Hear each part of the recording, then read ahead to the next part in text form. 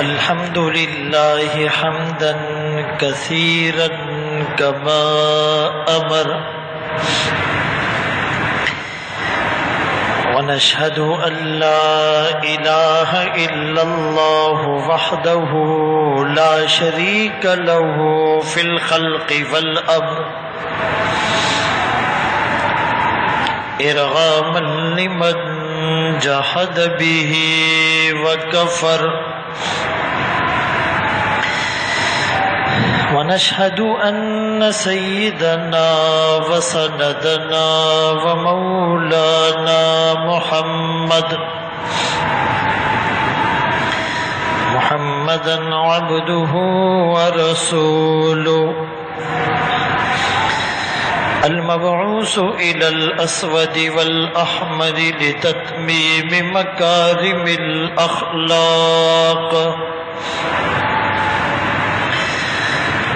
لا يخلق نبي ولا رسول بعدا ولا أمة بعد أمته ولا شريعة بعد شريعته ولا كتاب بعد كتابي صلى الله تعالى عليه وعلى آله وأصحابه الذين هم خلاصة العرب العربا وخير الخلائق بعد الأنبياء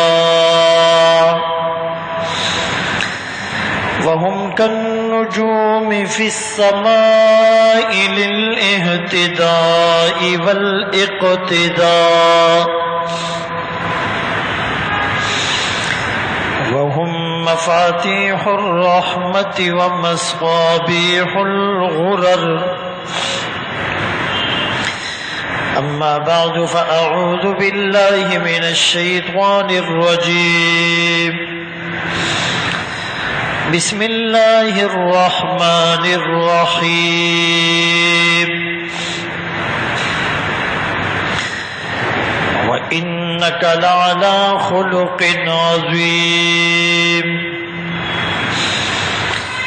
وقال الله تبارك وتعالى في مقام آخر ادفع بالتي هي أحسن السيئة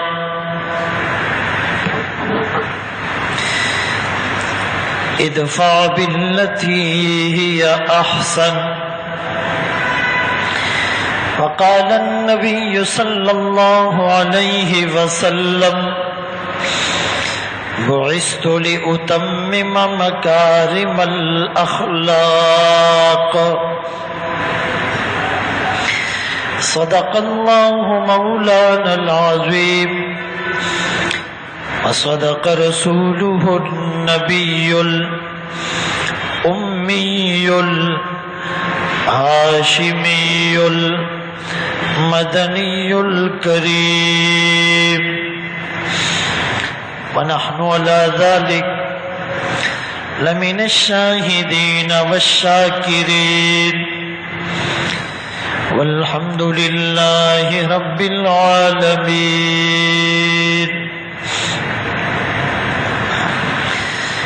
واجب الاحترام عزیزان گرامی، آپ کے سامنے قرآن کریم فرقان مجید کی ایک آیت کریمہ تلاوت کی اور سرکار دو عالم تاجدار مدینہ محمد مصطفیٰ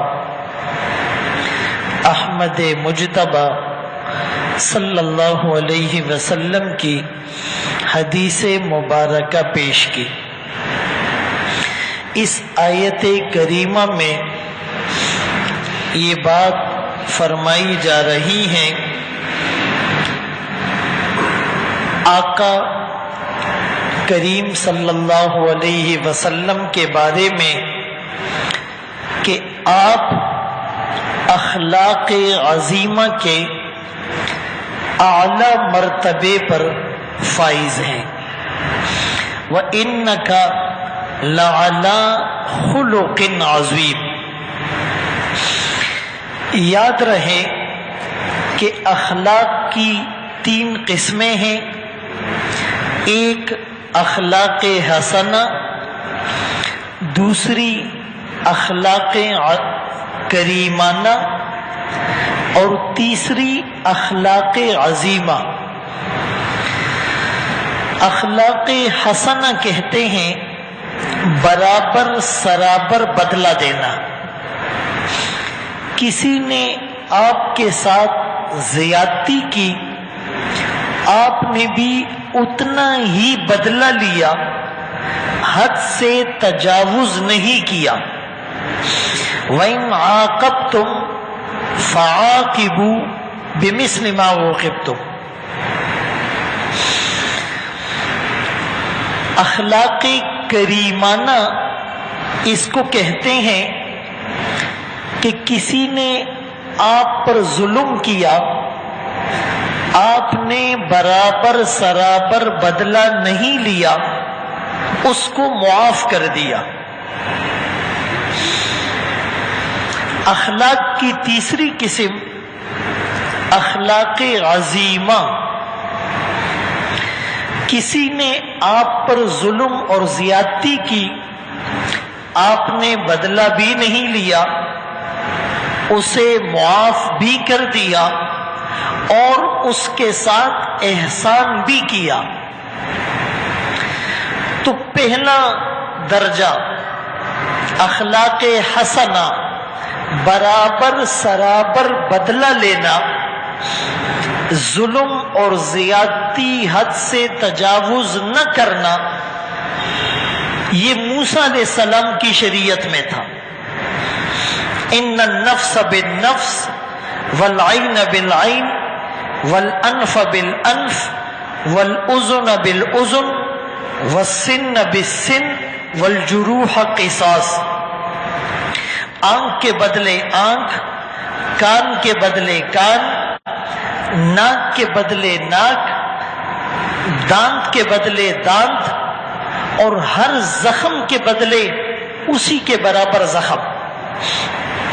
اخلاق کریمانہ یعنی بدلہ نہ لینا، اس کو معاف کر دینا، یہ عیسیٰ علیہ السلام کی شریعت تھی۔ ایک موقع پر جب ایک شخص عیسیٰ علیہ السلام کو برا کہہ رہا تھا، نازیبا کلمات کہہ رہا تھا، بدلے میں عیسیٰ علیہ السلام نے اسے دعائیں دی۔ کسی نے پوچھا کہ وہ آپ کو برا کہہ رہا ہے، آپ اس کو دعا دے رہے ہیں۔ عیسیٰ علیہ السلام نے فرمایا کل اناء یترشح بما فیہ، ہر برتن سے وہ نکلتا ہے جو اس کے اندر ہوتا ہے۔ اس کے دل کے برتن میں گند پڑا ہوا ہے، زبان کے راستے سے نکل رہا ہے۔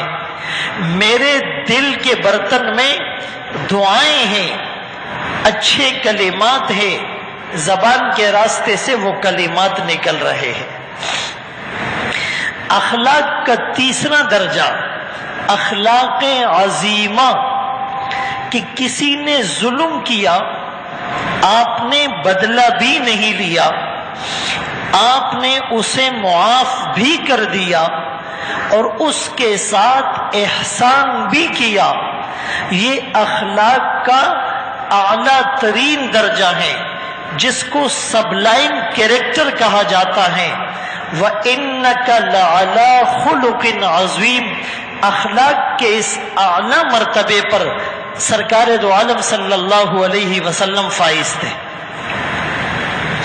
احد کے جنگ میں آپ نے 50 صحابہ پر مشتمل تیر اندازوں کا ایک دستہ مقرر کیا کہ جب تک میں نہ کہوں تم نے اس محاذ کو نہیں چھوڑنا۔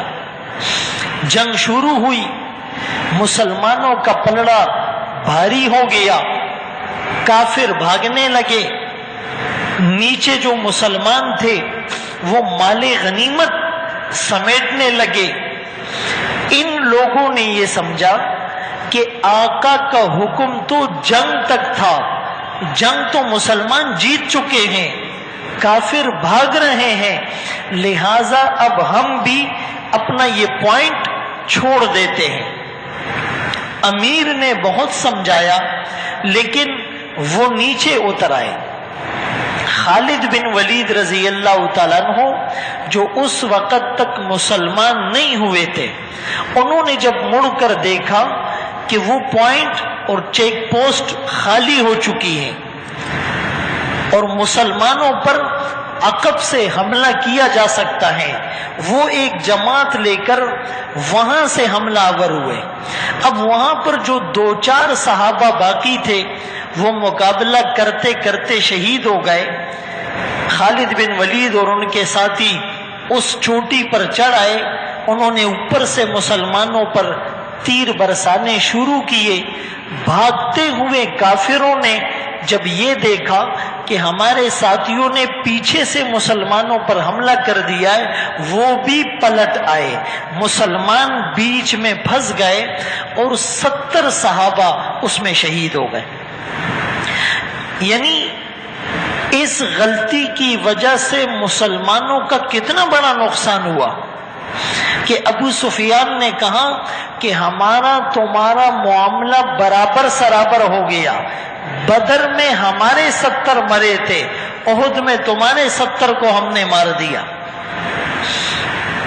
تو بہرحال اس موقع پر صحابہ نے جواب دیا، هل تربصون بنا الا احدى الحسنيين، معاملہ برابر نہیں ہوا، 70 تمہارے بھی مرے، 70 ہمارے بھی مرے، تمہارے 70 جہنم میں جا گرے، ہمارے 70 جنت الفردوس میں گئے۔ مسلمان تو 2 حالتوں میں سے ایک حالت کا سامنا کرتا ہے، یا غازی بن کر لوٹتا ہے یا شہید بن کر سرخرو ہوتا ہے، دونوں میں اس کی کامیابی ہے۔ کہنے کا مقصد یہ ہے کہ نقصان کتنا بڑا ہوا، غلطی کتنی بڑی تھی۔ آقا کو اللہ نے حکم دیا، آپ چونکہ اخلاق کے اس اعلی مرتبے پر فائز ہیں، اس لیے فاعف عنہم، جن صحابہ سے غلطی ہوئی انہیں آپ معاف کر دیں۔ واستغفر لہم، صرف معافی کافی نہیں، آپ اپنی زبان مبارک سے ان کے لیے استغفار بھی کرے تاکہ ان کی دل جوئی ہو، اور اسی پر بس نہیں، وَشَاوِرْهُمْ فِي الْأَمْرِ، آئندہ کے معاملات میں ان سے مشورے بھی کرے تاکہ ان کو احساس کمتری کا احساس نہ ہو، یہ احساس کمتری کے شکار نہ ہو۔ تو سرکار دو عالم صلی اللہ علیہ وسلم اخلاق عظیمہ کے مرتبے پر فائز تھے۔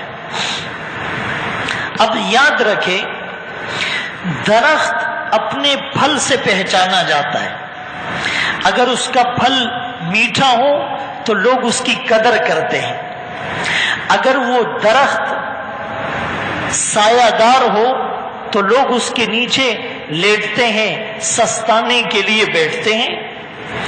اگر اس کا پھل کڑوا ہو، اگر اس درخت میں کانٹے لگے ہوئے ہو، اگر اس درخت کے اندر سائے کی خاصیت نہ ہو تو لوگ اس سے نفرت کرتے ہیں، لوگ اس کی لکڑیاں اور ٹہنیاں اور شاخیں کاٹ دیتے ہیں۔ میرے محترم دوستو، بھائیو، بزرگوں، انسان بھی اپنی زبان اور زبان کے بول سے پہچانا جاتا ہے۔ یہ زبان اور زبان کے بول انسان کو وزنی اور قیمتی بنا دیتے ہیں، اور یہی بول انسان کو انتہائی پستی میں گرا دیتے ہیں۔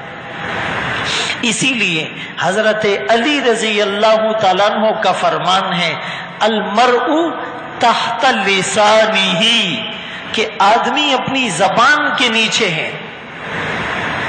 جب آدمی گفتگو کرتا ہے تو اس کی شخصیت کی ترجمانی ہوتی ہے، اس کے اندر کا انسان سامنے آ جاتا ہے.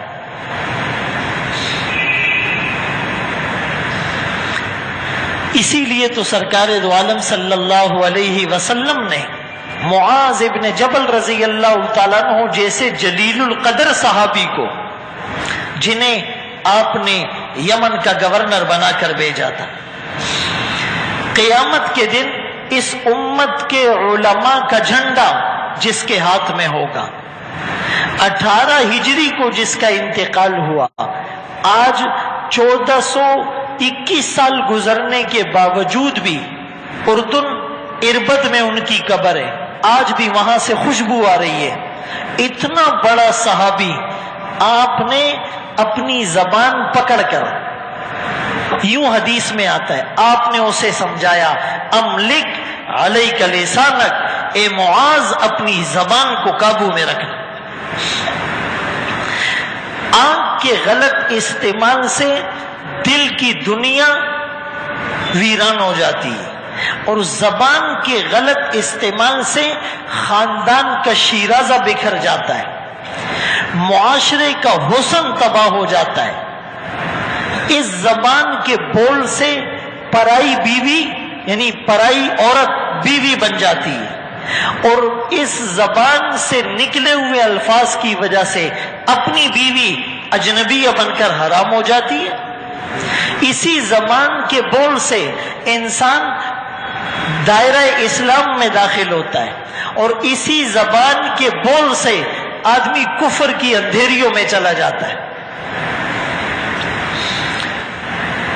تو فرمایا کہ انسان اپنی زبان سے پہچانا جاتا ہے، اور حدیث پاک میں آتا ہے، المسلم من سلم المسلمون من لسانہ و یدہ، کہ حقیقی مسلمان وہ ہیں جس کی زبان اور ہاتھ کی ایذا سے دوسرا مسلمان محفوظ رہے. علماء نے یہ نکتہ لکھا ہے کہ صرف 2 چیزوں کا ذکر کیا. تکلیف تو آنکھ سے بھی پہنچائی جا سکتی ہے، تکلیف تو لات مار کر بھی پہنچائی جا سکتی ہے، لیکن یا صرف زبان اور ہاتھ کا ذکر کیا، اور اس میں بھی زبان کو پہلے ذکر کیا، اس لیے کہ ہاتھ سے اس کو تکلیف پہنچاؤ گے جو کمزور ہوگا، لیکن زبان سے اس کو بھی ستا سکتے ہو جو طاقتور ہو. ہاتھ سے اس کو تکلیف پہنچاؤ گے جو قریب ہو، لیکن زبان سے اس کو بھی تکلیف پہنچا سکتے ہو جو دور ہو. ہاتھ سے اس کو تکلیف پہنچاؤ گے جو تمہارے سامنے ہو، جس کو تم جانتے ہو، لیکن زبان سے آپ اس کو بھی تکلیف پہنچا سکتے ہو جو آپ کے سامنے نہیں، جس کو آپ جانتے بھی نہیں. کسی کی قوم کو گالی دینا، کسی ملک والوں کو گالی دینا، کسی علاقے والوں کو گالی دینا، کسی کے خاندان اور نسل اور قبیلے کو برا کہنا. تو یاد رہے کہ انسان جب اپنی زبان کو کنٹرول میں نہیں رکھتا تو یہ جانوروں سے بھی بدتر ہو جاتا ہے. جانوروں میں بھی کیٹیگریز ہوتی ہے. ایک کیٹیگری جانوروں کی وہ ہیں جو بے ضرر ہے، کسی کو تکلیف نہیں پہنچاتے. گائیں، بھینس، بکری، بھیڑ، دمبا، مرغی، یہ بے ضرر جانور ہے، یہ کسی کو تکلیف نہیں پہنچاتے. اور دوسری کیٹیگری جانوروں کی وہ ہیں جو جانور دوسرے جانوروں پر اور انسانوں پر حملہ کرتے ہیں. وحشی جانور، بھیڑیا، شیر، لیکن اس کا بھی جب پیٹ خالی ہوتا ہے تو وہ حملہ کرتا ہے. اگر اس کا پیٹ بھرا ہوا ہوتا ہے نا، آپ شیر کے پاس سے گزرو گے وہ آرام سے بیٹھا رہے گا، گھورتا رہے گا، آپ کو کچھ نہیں کہے گا. میں نے آپ کو غالباً پچھلے جمعوں میں بھی بتایا تھا کہ ترکی کا ایک علاقہ ہے جس کا نام ہے سکاریا. وہ پرفضا مقام ہے اور وہاں جنگلات ہے، اونچائی پر ہے. استنبول سے 3 گھنٹے کی مسافت ہے. تو وہاں ایک مدرسے میں جانا ہوا تو پھر جنگلات کی طرف ہم نے چہل قدمی کی. تو وہاں کچھ پوائنٹس بنے ہوئے تھے جنگل میں. پتہ چلا کہ گورنمنٹ کا ایک ادارہ مقرر ہے، وہ یہاں پر گوشت لا کر رکھتا ہے. تو ہم نے پوچھا کہ وہ کس لیے؟ تو بتایا گیا کہ بھیڑیوں کے لیے گوشت رکھا جاتا ہے کہ وہ بھیڑیے بکریوں پر حملے نہ کرے، ریوڑ کو نقصان نہ پہنچائے. تو یہ وحشی جانور بھی حملہ تب کرتے ہیں جب پیٹ خالی ہوتا ہے. جب ان کا پیٹ بھرا ہوا ہوتا ہے وہ حملہ نہیں کرتے. اور تیسری کیٹیگری جانوروں کی وہ ہے جس کو موذی جانور کہتے ہیں. اس کو فائدہ ہو یا نہ ہو وہ آپ کو نقصان پہنچائے گا. بچھو ڈنک مارتا ہے، سانپ ڈستا ہے، ان کو کوئی فائدہ نہیں ہوتا.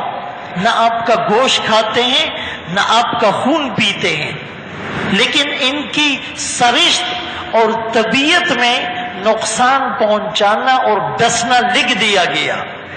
تو جانوروں کی بدترین کیٹیگری موذی جانور ہے. لیکن قرآن کریم کی آیات سے ثابت ہے کہ انسان جب اللہ کے حکم اور نبی کی سنتوں کو چھوڑ دیتا ہے، جب شریعت کے ٹریک سے ہٹ جاتا ہے، تو پھر یہ جانوروں سے بھی بدتر ہو جاتا ہے. اولئک کالانعام بل ہم اضل. یہ انسان جانوروں کی طرح بلکہ جانوروں سے بھی بدتر ہو جاتا ہے. اضل اس میں تفضیل کا صیغہ ہے. عمر بن عبدالعزیز رحمت اللہ علیہ سے جب کسی نے سوال کیا کہ حضرت آپ افضل ہیں یا کتا، بڑا عجیب جواب ارشاد فرمایا کہ اگر میری زندگی میں اللہ کا حکم اور نبی کے طریقے موجود ہیں تو میں افضل ہوں. وَلَقَدْ كَرَّمْنَا بَنِي آدم لَقَدْ خَلَقْنَا الْإِنسَانَ فِي أَحْسَنِ تَقْوِيمٍ إِنَّ أَكْرَمَكُمْ عِنْدَ اللَّهِ أَتْقَاكُمْ خَلَقْتُهُ بِيَدَيْ. لیکن اگر میری زندگی میں اللہ کا حکم اور پیارے نبی کے طریقے موجود نہیں تو یہ کتا مجھ سے افضل ہے. اور بطور استدلال کے قرآن کریم کی یہ آیات پڑھی، لہم قلوب لا یفقہون بہا لہم اعین لا یبصرون بہا لہم آذان لا یسمعون بہا اولئک کالانعام بل ہم اضل. وہ لوگ جن کے دل گناہوں کے پروڈکٹر بن چکے ہیں، اس میں اللہ کی بڑائی نہیں. وہ آنکھیں جو اللہ کی مرضیات کو نہیں دیکھتی، وہ کان جو اللہ کی پسندیدہ باتوں اور کلمات کو نہیں سنتے، ایسا انسان جانوروں کی طرح ہے. بل ہم اضل، بلکہ جانوروں سے بھی بدتر ہے. اس لیے کہ قیامت کے دن جانوروں سے حساب نہیں ہوگا. اگرچہ ایک روایت میں یوں آتا ہے کہ آخرت میں حساب ہوگا، یہاں تک کہ اگر ایک سینگ والے جانور نے بغیر سینگ کے جانور کو ٹکر ماری ہوگی تو اس سے بھی بدلہ لیا جائے گا، لیکن پھر ان کو مار دیا جائے گا، جہنم میں نہیں ڈالا جائے گا. لیکن انسان تو جہنم میں جلے گا، سزا بھگتے گا. تو اس لیے فرمایا یہ انسان جانوروں کی جو خطرناک کیٹیگری ہے، موذی جانور جن کا اپنا کوئی فائدہ نہیں، بس نقصان پہنچاتے رہتے ہیں، انسان ان سے بھی بدتر ہو جاتا ہے. اللہ اکبر کبیر. اسی لیے اخلاق عظیمہ کے اس مرتبے پر سرکار دو عالم صلی اللہ علیہ وسلم فائز. صحابی کا واقعہ مشہور ہے، الکاظمین الغیظ. العافین عن الناس واللہ یحب المحسنین، کہ حضرت حسن کے بارے میں آتا ہے کہ دعوت کی اور ان کی باندھی دسترخوان پر کھانا رکھ رہی ہے، شوربہ ان کے ہاتھ سے گرتا ہے، حضرت حسن کے کپڑوں پر یوں غصے سے گور کر دیکھتے ہیں، اس نے قرآن کی ایک آیت پڑھی الکاظمین الغیظ، اس کا مطلب ہے غصے کو پی جانے والے۔ فوراً ادراک ہوا اور کہنے لگے میں نے اپنے غصے کو پی لیا۔ باندی نے آگے پڑھا والعافین عن الناس، لوگوں کو معاف کرنے والے۔ فوراً اس آیت پر غور کیا اور کہا کہ میں نے تمہیں معاف بھی کر دیا۔ اس باندی نے پڑھا واللہ یحب المحسنین، تدبر کیا اور کہنے لگے میں نے تجھے آزاد کر کے تجھ پر احسان بھی کر دی۔ یعنی قرآن کا لفظ سنا اور دل کی دنیا بدل گئی۔ حضرت عمر رضی اللہ تعالیٰ عنہ کیوں مسلمان ہوئے تھے؟ کس نے دعوت دی تھی؟ کون سا تبلیغی وفد ان کے پاس گیا تھا؟ کس عالم یا صحابی کی بات اور بیان سن کر وہ متاثر ہوئے تھے؟ صرف قرآن ہی تو سنا تھا۔ طٰہٰ ما انزلنا علیک القرآن لتشقى الا تذکرۃ لمن یخشی تنزیلا ممن خلق الارض والسماوات العلی الرحمن علی العرش استوى له ما فی السماوات وما فی الارض وما بینہما وما تحت الثری۔ آیات سنتے گئے اور دل کی دنیا تبدیل ہوتی گئی۔ تو میرے محترم دوستو، بھائیو، بزرگوں، قرآن کریم کے اندر اللہ نے تاثیر رکھی اور انسان اپنے اخلاق کو درست کر لے۔ ایک صحابی کا واقعہ ہے کہ آقا تشریف فرما ہے، صحابہ آپ کے گرد موجود ہیں، وہ صحابی گزرے تو آپ نے فرمایا جس نے جنتی کو دیکھنا ہو اس کو دیکھ لے۔ سارے صحابہ نے مڑ کر دیکھا۔ آقا کی زبان مبارک سے کسی کے بارے میں یہ جملہ نکلے، اس سے بڑا سرٹیفکیٹ تو کوئی نہیں ہوگا۔ سب نے رشک بھری نگاہوں سے دیکھا۔ ایک صحابی فرماتے ہیں میرے دل میں یہ خیال آیا کہ میں اس کا عمل چیک کرتا ہوں، یہ کون سا ایسا عمل کرتا ہے جس کی وجہ سے اسے نمونہ بنا کر پیش کیا جا رہا ہے، رول ماڈل بنا کر پیش کیا جا رہا ہے۔ آقا اس کی طرف اشارہ کر کے فرما رہے ہیں جس نے جنتی کو دیکھنا ہو اس کو دیکھ لے۔ تو وہ صحابی فرماتے ہیں میں ان کے پیچھے پیچھے چلا اور میں نے ان کو کہا کہ جی میری اپنے گھر والوں سے کچھ ناراضگی چل رہی ہے تو 2-3 دن تک میں آپ کے ساتھ رہوں گا۔ اس نے کہا کوئی بات نہیں۔ اب فرماتے کہ میں کھاتا بھی اس کے ساتھ ہوں، سوتا بھی اس کے ساتھ ہوں اور چھپ چھپ کر اس کے اعمال کو نوٹ کر رہا ہوں۔ ہم تو برائیاں نوٹ کرتے ہیں، ہماری نظر تو تنقیدی تخریبی ہوتی ہے۔ ہم تو کہتے کسی کا ویک پوائنٹ مل جائے پھر اس بیچارے کو جو ہے مسلسل تنگ کرتے رہیں گے۔ تو کہا میں اس کو دیکھتا رہا، جب 3 دن گزرے تو مجھے کوئی خاص عمل نظر نہیں آیا، جو عمل ہم کرتے ہیں وہ یہ بھی کرتا تھا۔ تو میں نے اس کو کہا بھائی میری کوئی گھر والوں سے ناراضگی نہیں تھی، بس ایک بہانہ چاہیے تھا آپ کے ساتھ رہنے کا، آپ کے اعمال کو واچ کرنے کا۔ آپ کے بارے میں لسان نبوت سے یہ خوشخبری نکلی، ہم اس پر رشک کرنے لگے۔ میں نے کہا آپ کا کوئی خاص عمل تلاش کروں، لیکن مجھے تو کوئی خاص عمل نظر نہیں آیا۔ تو صحابی رسول رضی اللہ تعالیٰ عنہ فرمانے لگے میرا وہ خاص عمل یہ ہے کہ میرے دل میں کسی مسلمان کے لیے حسد اور کینہ نہیں ہے۔ میں رات کو جب سوتا ہوں سب کو معاف کر کے سوتا ہوں۔ اپنے دل کو میں نے حسد، کینے اور بغض سے، اس کے جراثیم سے پاک کر رکھا ہے۔ میرا یہ عمل اللہ کو پسند ہے۔ اور مختلف روایات میں آتا ہے کہ لیلۃ القدر اور شب برات اور وہ مبارک گھڑیاں جس میں سب کی مغفرت ہو جاتی ہے، بخشش ہو جاتی ہے، قبیلہ کلب کی بکریوں کے جسم پر جو بال ہے اس کے برابر جہنمی جہنم سے آزاد ہوتے ہیں، لیکن کچھ محروم اور شقی القلب لوگ اس دن بھی آزادی کا پروانہ حاصل نہیں کر پاتے۔ اس میں ایک والدین کا نافرمان، ایک شراب کثرت سے پینے والا، اور تیسرا مسلمان کے لیے دل میں حسد، کینہ اور بغض رکھنے والا۔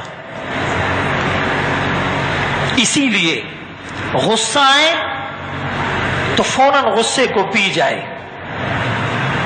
کوئی غلطی کرے تو فوراً معاف کر دے، کوئی عذر پیش کرے تو اس کا عذر جلدی قبول کر لے۔ فرمایا کل قیامت کے دن اللہ بھی ہمارے ساتھ یہی معاملہ کرے۔ ایک شخص کی مغفرت اسی لیے ہوئی کہ اس کی بیوی تیز زبان تھی، چرب زبان تھی، بد اخلاق تھی، ہر وقت اس کو تنگ کرتی تھی، لیکن یہ معاف کر دیتا تھا اور دل میں یہ کہتا تھا کہ جیسی بھی ہیں میری بیوی ہے، اللہ کی بندی ہے، میں اس کو طلاق دوں گا، کسی اور کے گھر جائے گی اس کو ستائے گی۔ تو قیامت کے دن اللہ کریم نے کہا تیرا یہ ایک عمل مجھے اتنا پسند آیا کہ تو نے میری بندی کو میری بندی سمجھ کر معاف کیا، آج میں تجھے بھی معاف کر رہا ہوں۔ اگر ہم یہ چاہتے ہیں کہ اللہ ہمارے ساتھ یہ معاملہ کرے تو ہم لوگوں کے ساتھ یہ معاملہ کریں۔ ایک بزرگ کے بارے میں آتا ہے، ان کی دکان تھی، وہ سودا سلف بیچتے تھے، تو کوئی ان کے پاس کھوٹے سکے بھی لے آتا تو وہ کھوٹے سکے قبول کر لیتے تھے، ریجیکٹ نہیں کرتے تھے۔ کسی نے پوچھا راز کیا ہے؟ فرمایا کل قیامت کے دن اللہ کے سامنے پیشی ہوگی، میں صرف اپنے اس ایک عمل کو پیش کروں گا، اے اللہ تیرے بندے کھوٹے سکے میرے پاس لاتے تھے، میں انہیں قبول کر لیتا تھا، آج میں کھوٹے اعمال لے کر تیرے در پر حاضر ہوں، تو اسے بھی قبول کر لے۔ تو غنی از ہر دو عالم من فقیر، روز محشر عذر ہائے من پذیر، گر تمی بینی حسابم ناگزیر، از نگاہ مصطفیٰ پنہا بگیر۔ اقبال اور عبد القادر جیلانی رحمت اللہ علیہ جو پیرا ہیں، ولیوں کے سردار ہیں، حرم میں جا کر کہتے ہیں اے اللہ آپ دونوں جہانوں کے بادشاہ ہیں، میں تو حقیر فقیر ہوں، روز محشر میری معذرت قبول کر لینا، اگر کل قیامت کے دن آپ نے حساب لینا ہی ہے تو مصطفیٰ کریم کی نگاہوں سے اوجھل کر کے لینا، ہم نظریں ملانے کے قابل نہیں۔ ہم نے اپنے آقا کو بہت ناراض کیا، اسی لیے فرمایا کہ اے اللہ آج میں کھوٹے اعمال لے کر تیرے در پر حاضر ہوں، اسے قبول کر لے۔ کوئی اپنی نمازوں کے بارے میں گارنٹی دے سکتا ہے کہ یہ قبول ہوئی؟ اپنے روزوں کے بارے میں، اپنی زکوٰۃ کے بارے میں، اپنے حج عمرے کے بارے میں، اپنی تبلیغ اور جہاد کے بارے میں، اپنے صدقہ اور خیرات کے بارے میں، اپنے حسن سلوک اور دعا اور تہجد کے بارے میں کوئی ایک آدمی یہ دعویٰ نہیں کر سکتا کہ شرف قبولیت پا چکے ہیں۔ اسی لیے انسان کے اندر عاجزی ہو اور اخلاق اچھے ہو۔ اخلاق بہت بڑی دولت ہے، معمولی بات نہیں ہے۔ اللہ اکبر کبیرہ۔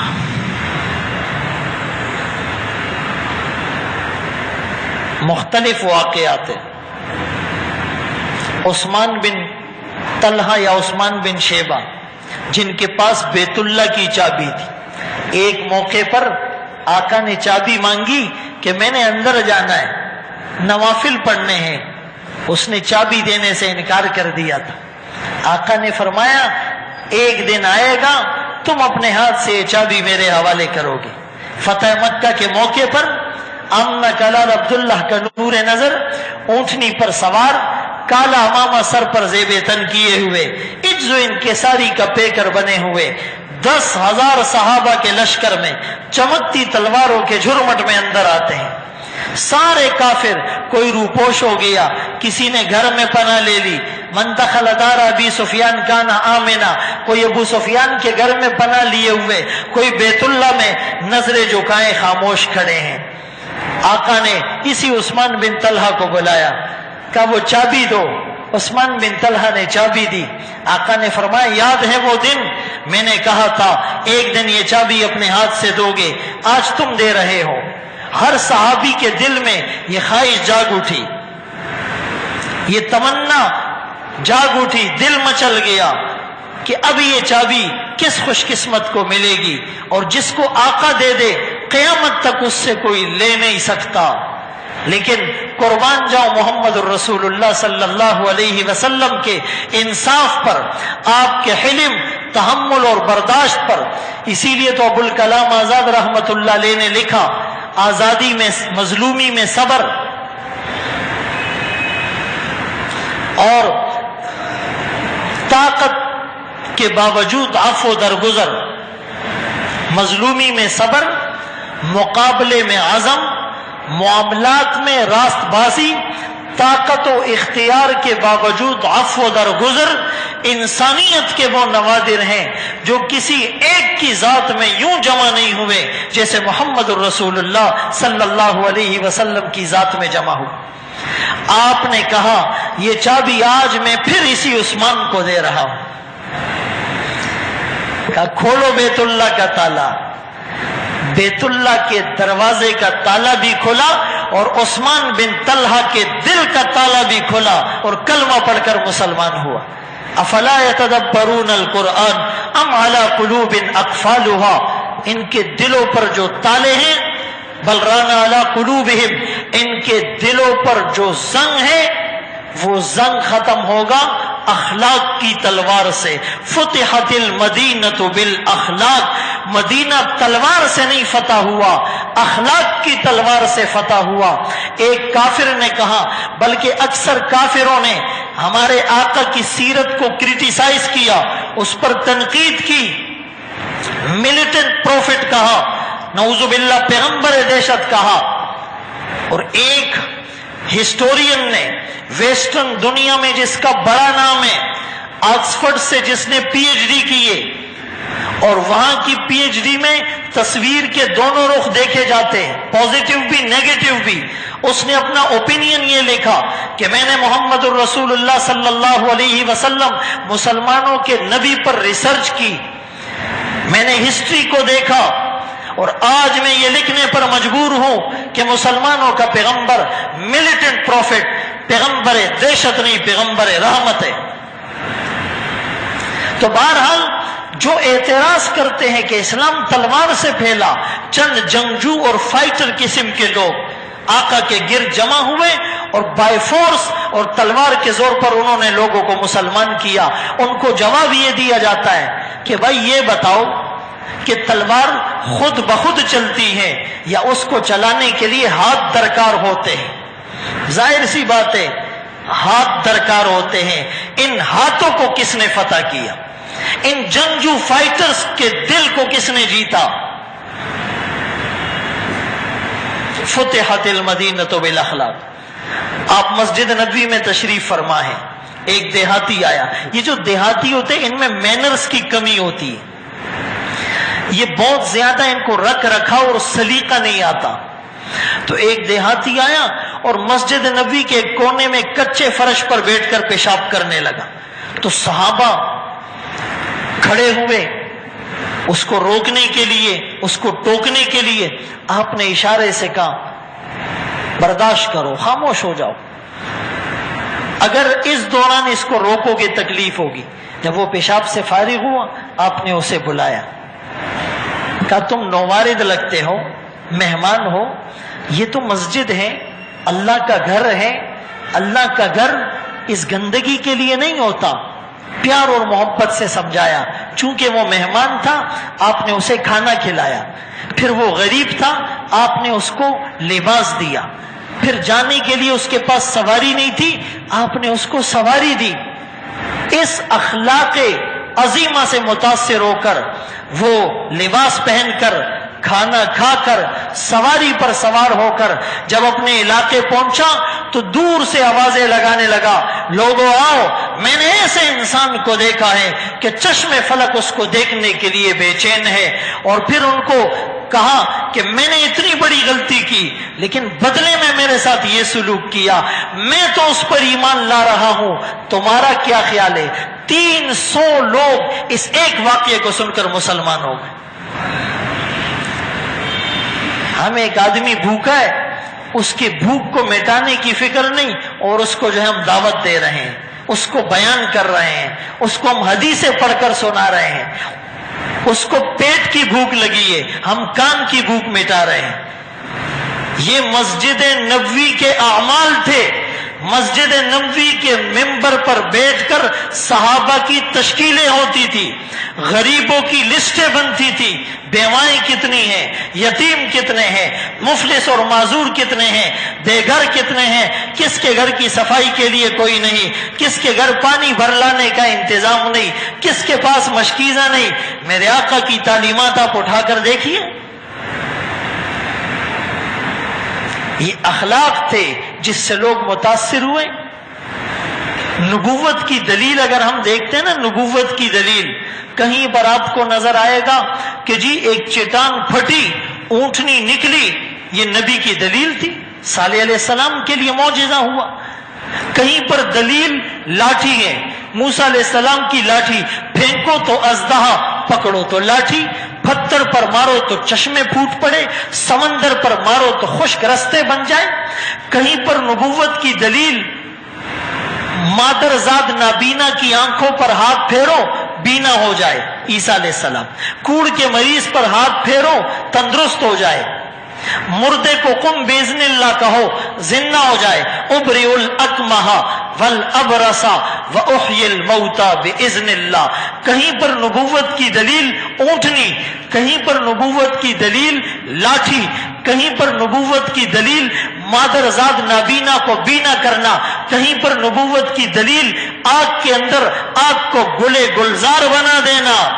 لیکن اللہ اکبر، میرے نبی کی نبوت کی سب سے بڑی دلیل ایک قرآن ہے، دوسرا آقا کا یہ اعلان ہے، فقد لبثت فیکم عمرا من قبلی. مکے والو، میں نے پوری زندگی تمہارے اندر گزاری. میرا بچپن، میرا لڑکپن، شادی سے پہلے کی بعد کی زندگی، کاروباری معاملات، سب امن اور جنگ میں، تبلیغ اور جہاد میں تمہارے سامنے ہیں. کوئی عیب تو بتاؤ، کوئی خامی تو ڈھونڈ کر لاؤ. آپ کے کردار سے لوگ متاثر ہوئے، اسلام کے اندر داخل ہوئے. ہمارا کردار ٹھیک نہیں، ہمارے اخلاق ٹھیک نہیں، ہمارے زبان کے بول ٹھیک نہیں، ہمارا سمجھانے کا انداز ٹھیک نہیں. اسی لیے لوگ بجائے آنے کے جا رہے ہیں. مسلمان بھی نام کا مسلمان بن چکا ہے. ہم تو فیگر دیکھ کر خوش ہو رہے ہیں کہ جی 2.25 ارب مسلمان ہو گئے. ابھی بھی یعنی 2.25 ارب اگر مسلمان ہے تو 4 ارب تو ابھی بھی کافر ہے. خوش ہونے کی ضرورت نہیں ہے. لیکن یہ 2.25 یا 2 ارب مسلمان کام کے مسلمان نہیں ہے. شاید وہ آدھے سے بھی کم ہو. ان پر اخلاق کی محنت کرنی، تب یہ متاثر ہوں گے. عبادات ایک حصہ دین میں، اور معاشرت کے احکام بارش کے قطروں کی طرح برسے ہیں. صرف سورہ بقرہ 286 آیات، 40 رکوع پر مشتمل، 2.5 سے پارہ ہے. 1000 اس میں احکام ہے، 1000 اس میں نواہی ہے. قصص اور عبر سے پر ایک سورت ہے. معاشرت انسان کو اپنی طرف کھینچتی ہے، جیسے بھوکے کو روٹی کھینچتی ہے، مکھی کو شہد کھینچتا ہے، شہد کی مکھی کو.